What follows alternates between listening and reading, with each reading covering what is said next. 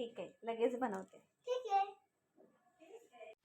महाराष्ट्रीयन लोकप्रिय गरमागरम वडापाव बनवण्यासाठी सर्वात अगोदर बटाटे मी कुकरला लावून घेतलेले आहेत. अगदी 2 शिट्ट्या करून घेतलेल्या आहेत.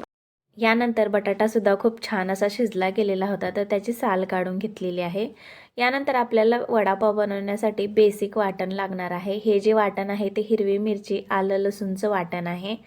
याचबरोबर इथे गॅसवरती कढई ठेवलेली आहे आणि आपल्याला वडापाव बनवण्यासाठी भाजी बनवायची आहे.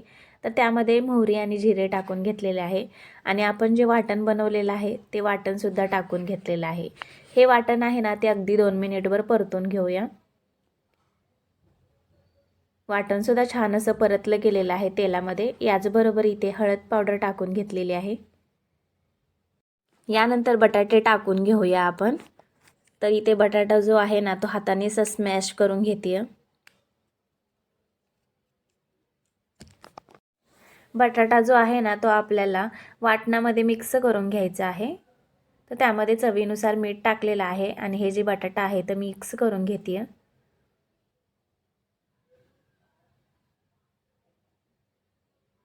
भाजीसुद्धा छान अशी मिक्स झालेली आहे. तर सर्वात शेवटी आपल्याला कोथिंबीर टाकायची आहे आणि परत एकदा मिक्स करून घेऊया. तर ही जी भाजी आहे ना, ते वडापाव बनवण्यासाठी अगदी तयार आहे. तर ह्याला आपण गार करायला ठेवूया. तर भाजीसुद्धा इथे गार झालेली आहे. तर वडे बनवायला घेऊया. तर हे जे वडे आहेत ना, तुम्ही अगदी गोलाकार पद्धतीने किंवा मी व्हिडिओ दाखवल्याप्रमाणे असेही करू शकता. यानंतर वडापावसाठी लागणारं बेसनचं पीठ आपण मसाले टाकून मिक्स करून घेऊया.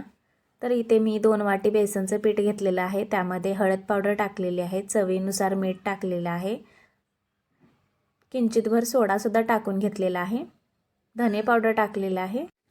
लगेचच या मिश्रणामध्ये ओवासुद्धा क्रश करून टाकलेला आहे हातावरती.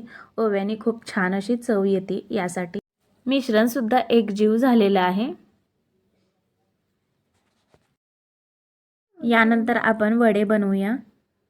तर जे वडे बनवून ठेवले होते ते बेसनच्या पिठाने कोटिंग करून हे वडे जे आहेत ते तेलामध्ये सोडलेले आहेत.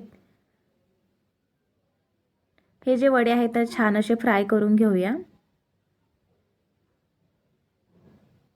आणि मस्तच हे वडे सुद्धा छान असे फ्राय झालेले आहेत.